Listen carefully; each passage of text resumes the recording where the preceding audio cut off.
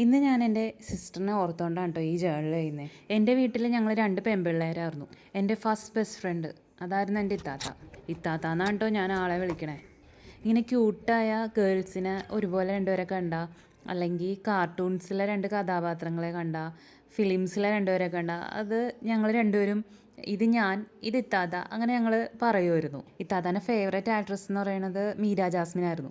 എൻ്റെ ഫേവറേറ്റ് ഭാവനി. അപ്പോൾ അവർ രണ്ടുപേരും കൂടി അഭിനയിച്ച സ്വപ്നക്കൂട് എന്ന് പറഞ്ഞ സിനിമ ഉണ്ടെന്ന് അറിഞ്ഞപ്പോൾ ചെറുപ്പത്തിൽ ഞങ്ങൾക്ക് ഭയങ്കര സന്തോഷമായിരുന്നു. അതും മീര ജാസ്മിൻ ചേച്ചിയായിട്ടും ഭാവന അനിയത്തിയായിട്ട് വന്നപ്പോൾ ഞങ്ങൾക്ക് ഞങ്ങളെപ്പോലെ തന്നെ പറയുമായിരുന്നു ഓരോന്നും. പിന്നെ ഇത്താത്ത ഭയങ്കര ഓർഗനൈസ്ഡ് ആയ ഒരാളാണ്.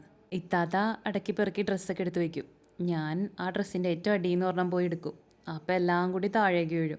പിന്നെ ഞങ്ങൾ രണ്ടുപേരും കൂടി അതിനായിരിക്കും അടി. പിന്നെ എത്രയൊക്കെ ഡ്രസ്സ് എനിക്കുണ്ടെങ്കിലും ഇത്താത്ത കാണാതെ ഇത്താത്തയുടെ ഡ്രസ്സ് ഇട്ടുകൊണ്ട് പോകല് അതൊരു രസമാണ്.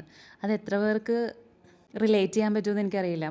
മിക്കവാറും 2 പെൺപിള്ളേരുള്ള വീടുകളിൽ എല്ലായിടത്തും കാണുന്നതായിരിക്കും ഇത്. താത്താടെ ഫസ്റ്റ് സാലറിയിൽ നിന്ന് മേടിച്ചു തന്ന ഡ്രസ്സും പിന്നെ പോയി കണ്ട സിനിമകളും അതൊക്കെ ഒരു ഓർമ്മകളാണ്.